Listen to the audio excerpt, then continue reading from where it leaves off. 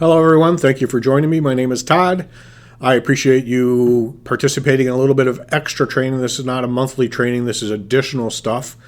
I'm putting this out there for a couple reasons. One, we have a number of people out there that still need to grind out just a couple extra hours of continuing education in order to renew their license, and so this should help you out there.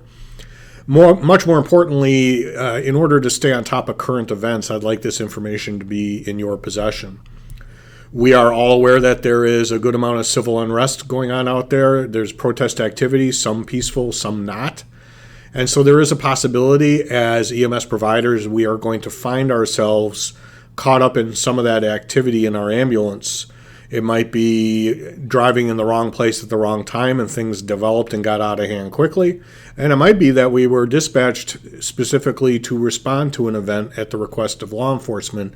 And either way, we may find ourselves in the middle of protest activity. We are pretty darn good at dealing with trauma as a company. Every one of our providers knows how to deal with blunt force trauma, penetrating trauma, and burn injuries. Some of us are not so familiar with how to deal with riot dispersal agents. That's not something you encounter a lot. That's a fancy way of saying tear gas. And so I thought this would be some good information for you to have at your disposal so that you know how to act if you are personally exposed to a riot dispersal agent or you're called upon to treat patients that have been exposed. There is a pathophysiology and a mechanism of injury that is unique to these agents. Some of them can be potentially quite harmful. And so I'd like you to be equipped with the best information and the latest information out there on how to deal with it. Again, thanks for joining me in this training, and please stay safe out there. I'd like to have a conversation with you about situational awareness.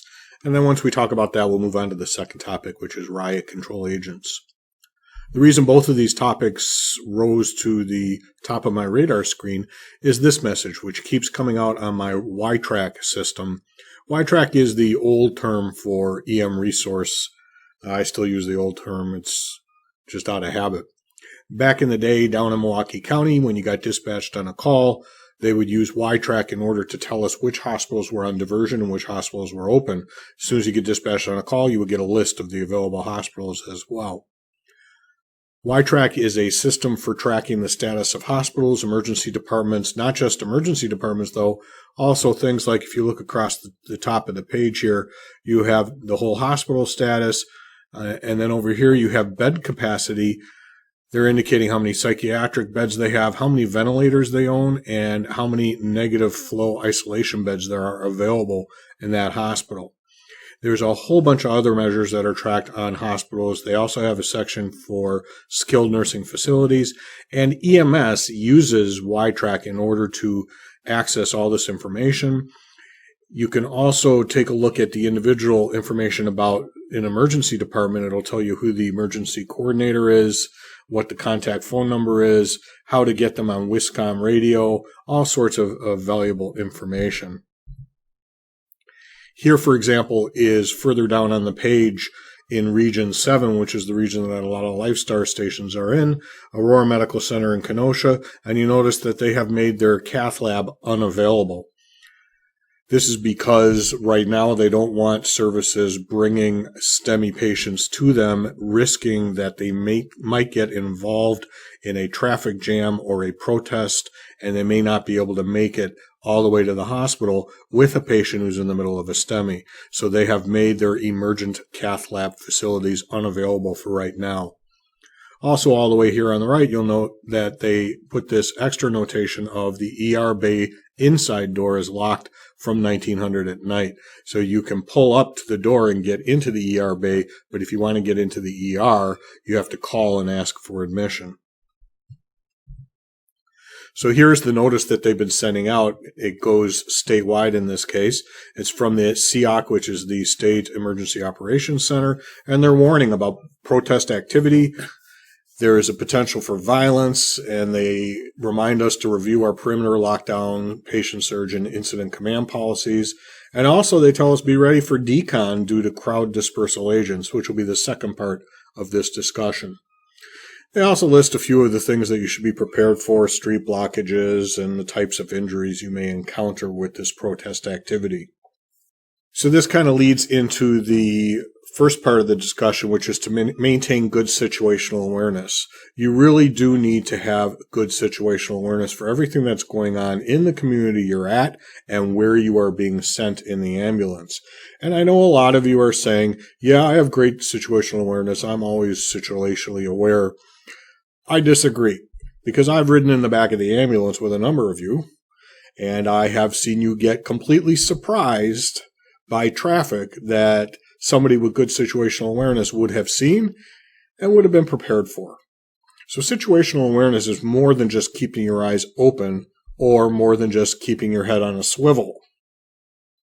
So I want to talk about definitions of situational awareness and another way of looking at it so that you can be prepared for any eventuality. There's a researcher by the name of Ensley.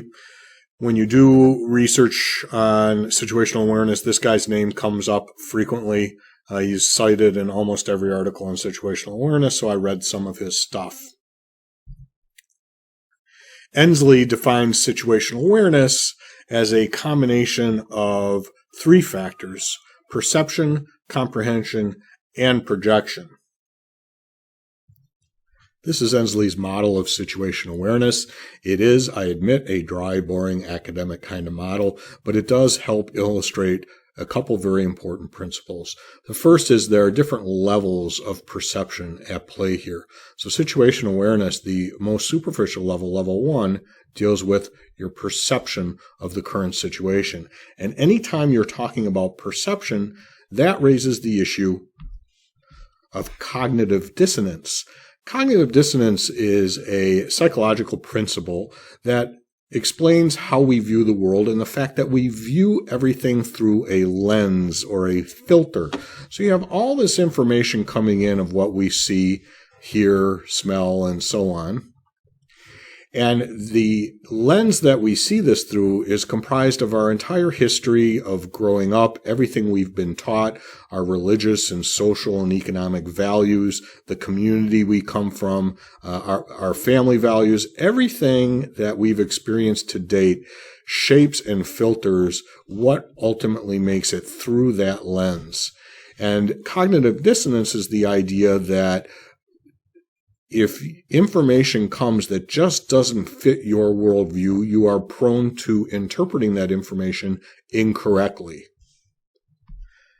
And the skill of critical thinking is the ability to, in part at least, look at things through a variety of different angles and lenses so that you are more likely to have an accurate perception of what that situation is. The next level down is comprehension of this situation. So now that you've perceived the situation, comprehension implies that you actually understand what's going on. And once you understand what's going on, the next level of situational awareness is being able to predict or project what's going to happen in the future. Now that you have seen what's going on and truly understand it, now you can predict what's going on in the future. Once you have that situational awareness, then you make your decision, you carry out your decision, and then there's this feedback loop, and you start all over again as you reassess constantly. If you were to stop at this level by saying keep your head on a swivel and think that that's enough of just being aware of what's going on, you're really missing out on the idea of situational awareness. It goes a lot deeper than that. But keeping your head on a swivel is the first step. So the history of research in situational awareness really begins all the way back to World War I, where pilots were being trained for the first time in how to deal with combat. The idea that these pilots had to be aware of their airplane status, fuel status, ammunition status, where other planes are in the sky, and what threats there are on the ground. This is kind of when things got really, really complex and situational awareness became a topic of discussion. Later, after World War I, and with the growth of the airline industry, air traffic control became an area in which situational awareness, for obvious reasons, becomes very important.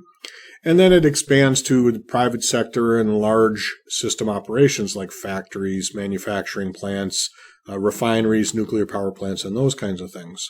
It also expanded into the area of tactical and strategic systems like law enforcement, military, and first responders.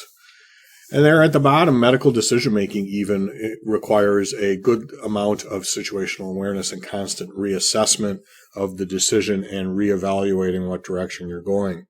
Ensley points out that if you have an incomplete understanding of the situation that you're in, that's going to lead to bad decision-making, and that bad decision-making is going to lock you into a course of action that takes you in the wrong direction.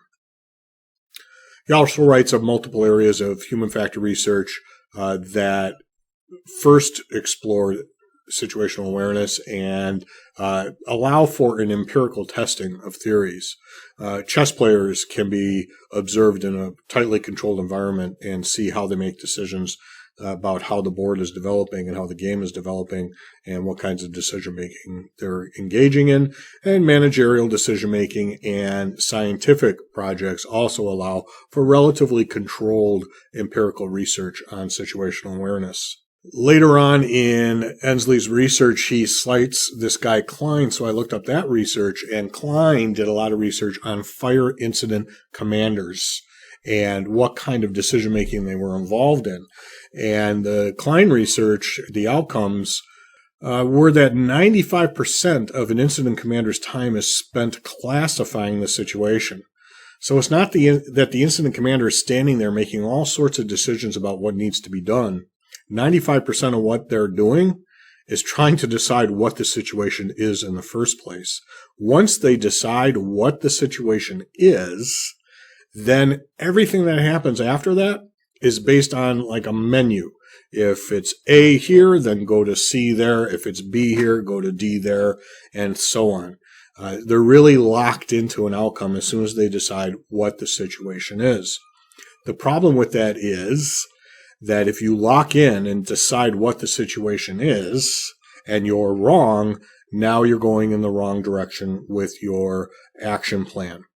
So you have to constantly reevaluate your situation. And that's the difference between straight linear decision-making and situational awareness. And the same thing is true for EMS, for dealing with a patient. If you go to our YouTube channel and you look for the video called Panic and Tunnel Vision in the Ambulance, this is an analysis of a case in which a paramedic very early on in the process decided what was happening with the patient.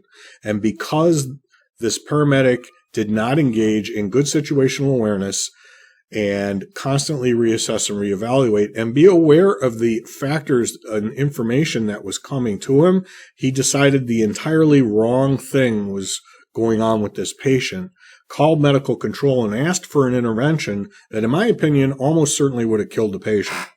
Fortunately, because of how confused and disorganized this call was, medical control did not approve that intervention, and the patient did not suffer as a consequence. It's a good story. All the evidence is there, and I encourage you to go look at that video as well. So takeaway number 1, situational awareness, good. Let's talk about riot control agents. Riot control agent is the fancy term for tear gas. It is used both by military and law enforcement as well as the civilian population. Although in the civilian population, there are a lot more limitations as to what agents are available.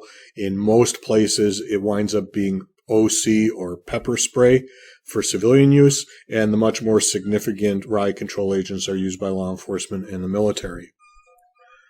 In the military, it's used in basic training in order to train troops in how to put on their protective gear quickly. So this is a rite of passage for people in boot camp when they go into the tear gas chamber and get exposed there. Not a very fond memory for a lot of people in the military. These riot control agents have incredibly long, complex chemical names, and so these chemical names, they've been given 2-letter designations, which I put in red here. I forgot the CS one, but CN, CS, and OC are the most common riot control agents by far. These chemical agents are usually stored as either a powder or a liquid. If it's stored in a liquid form, it's usually aerosolized by pressure, and so the canister is not explosive. The powder requires more force to effectively disperse, and so most powder riot control agents have an explosive element to that canister, and so we're introducing possible injuries just due to the deployment of those canisters. And then all of them are flying through the air, so if you get hit by them, there's a potential blunt force trauma as well. Because these liquids or solids are aerosolized or turned into fine particulates, they are breathed in. Frequently, they are breathed in deeply. Other riot control agents that are less common, PS, CA, and CR. The interesting fact about CN is it began also in World War I, which is a war that was famous for the use of poison gas. And as a result of the use of poison gas in World War I, the Geneva Convention and war crimes tribunals led to a movement where chemical weapons are not approved of for military use. And so CN has been discontinued for military use on the enemy. However, law enforcement is still free to use CN for civilian use, and they do. What are the immediate signs and symptoms? What are you going to feel when you're exposed to this? Remember that you might be called into an area to assist police, so you are at risk of exposure just by being on the call, and you are also going to be dealing with people who are exposed to this, and they can transfer some of that riot control agent to you through their clothing or through physical contact. So you need to be aware of what the signs and symptoms are, not only for patient treatment, but for your own protection. Riot control agents generally attack mucous membranes, so they're after the eyes, they're after the nose, the mouth, and the lungs. You're going to see tearing, burning, blurred vision, redness in the eyes, runny nose, burning and swelling there, chest tightness, difficulty breathing, a choking sensation, and then you have a whole population out there that have increased sensitivity to respiratory problems, and so this can exacerbate their respiratory issues, so asthma or bronchitis or any respiratory ailments. It can increase and exacerbate those conditions and lead to some serious complications. In addition to the mucous membranes, just contact with the skin can lead to burns and rashes. And the nausea and vomiting I'll talk about in just a minute. The longer lasting signs and symptoms generally are the result of long-term exposure or close space or confined space exposure. So people who are unwilling or unable to leave the area when riot control agents are deployed will be exposed for a longer period of time, and they are at risk for much more serious injury. And then there are people who might be perfectly happy to get out of the area, but they're unable to. They're trapped by circumstances, they're trapped by other protesters or by law enforcement, and so their exposure is prolonged. Then there's the third category of people who decided to shelter in place. They're in a confined space room or they're in their vehicle, and they get exposed to this gas and can't get away from it. In those cases, there is a risk of blindness and glaucoma, and there has been immediate death as a result of exposure due to severe chemical burns to the throat and lungs, and respiratory failure due to the exacerbation of pre-existing conditions or just this confined space intense exposure can lead to death.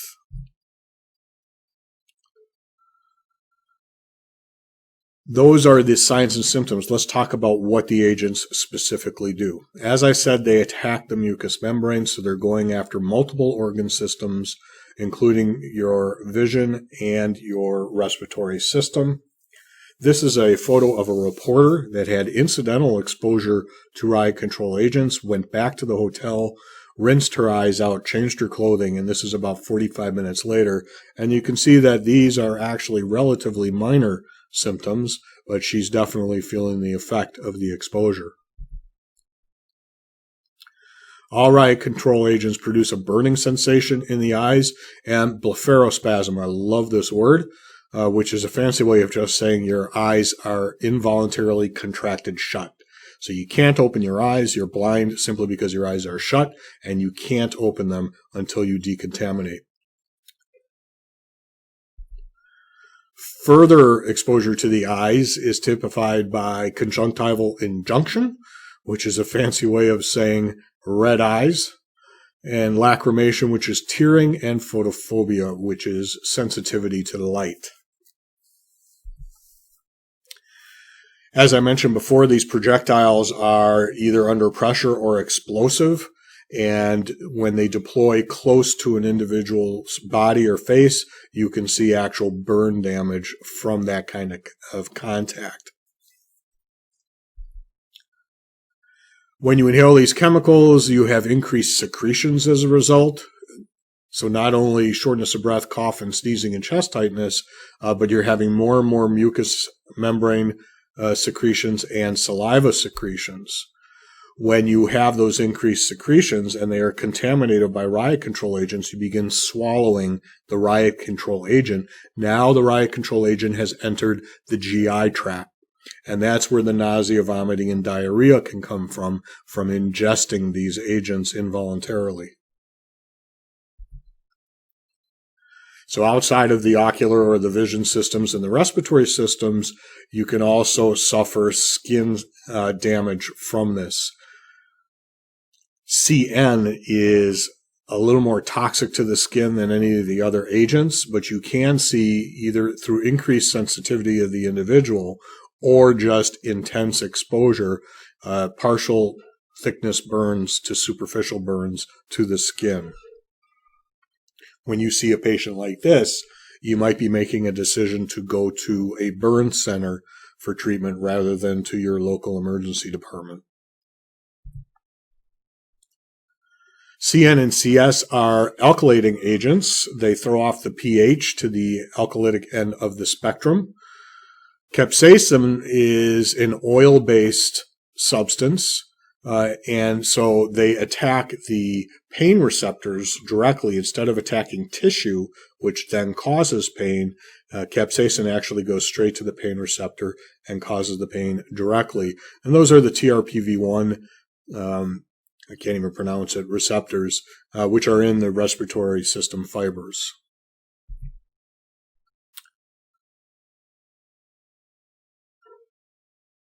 CS also causes a bradykinin release, which is interesting when we're talking about COVID transmission and super spreader events. When you have increased bradykinin release, you have a buildup of ACE2 receptors. And we know that COVID has an affinity for ACE2 receptors. So patients who are on ACE inhibitors have way more ACE2 receptors already. And then we have this bradykinin release, and the end result is a super spreader event with people screaming and shouting in close proximity to each other and riot control agents making them more sensitive. This really is a perfect storm of potential COVID spreading.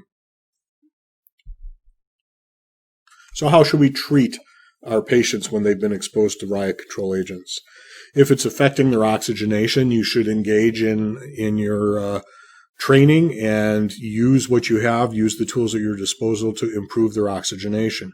So this can be albuterol and Atrovent in order to open things up and oxygenate more. And if it's serious, you might move on to steroid use in order to improve their breathing there.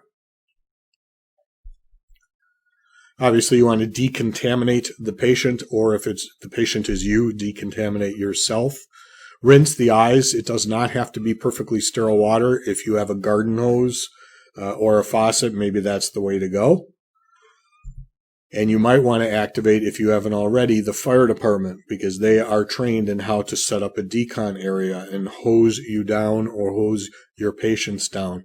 And the advantage of using a fire department decon system is they have so much water and such good flow that you can actually get a lot of the riot control agent out of the clothing as well as out of the eyes and off the skin of the patient.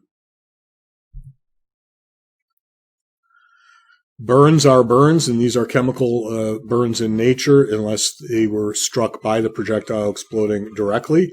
And so you use your training for dealing with the burns, including your appropriate choice of a destination. This is a photo of something that's come up recently, which is using Alka-Seltzer in order to rinse out the eyes. Antacids and Alka-Seltzer are also alkalytic. So if your riot control agent is an alkalytic agent, you're actually making things worse by using this Alka-Seltzer or antacid-based washes. So this is not the right thing to do at all. If you see others doing it, or if somebody suggests it for you, maybe it sounds cool because it's all foamy, but it's not the right treatment. Just use sterile water, normal saline, or tap water to rinse out the eyes. Another thing we're seeing is milk, the old wives' tale that milk can cure everything. This is not effective, except in one case, if it is OC, and OC is oil-based, it's theoretically possible that the lactose in milk will cut through the oil and rinse it away a little bit better. That's why they say drink milk after eating spicy food. But as I mentioned before, OC is really used by civilians, and law enforcement does not use it nearly as often. They're probably using a different substance. If you were called in by law enforcement to the scene, and they are deploying riot control agents, and you have somebody there you can ask, I would recommend you ask what agents they are deploying so you can adjust your treatment accordingly and also make report to the ER as to what they were exposed to. If you were exposed, you want to remove any clothing that might be contaminated. Be very careful in pulling things over your head. If your clothing is contaminated, you might choose to cut the clothing off rather than pull it over your head if there's a lot of contamination. Wash your face, eyes, ear, and all exposed skin with soap and water, and get medical care as quickly as you can. If you are exposed while working for us, this is a job-related exposure, and so you really should inform dispatch and inform a supervisor that you were exposed. We're going to want to make a record of this, take down some information, and just make sure that if somewhere down the road this causes some complications for you, it's all covered because it is a workplace exposure. Here are some references that you can look up. There is a huge amount of information on the internet about riot control agents. Some of it is good. A whole lot of it is not. So I urge you to be careful about your sources when you're reading about these things. Here are some good ones. Go to reputable sources when you're doing any research on this topic. And please maintain good situational awareness. Make sure you're safe out there. Keep yourself and your patients safe. And be aware of what's going on. Thanks for joining me.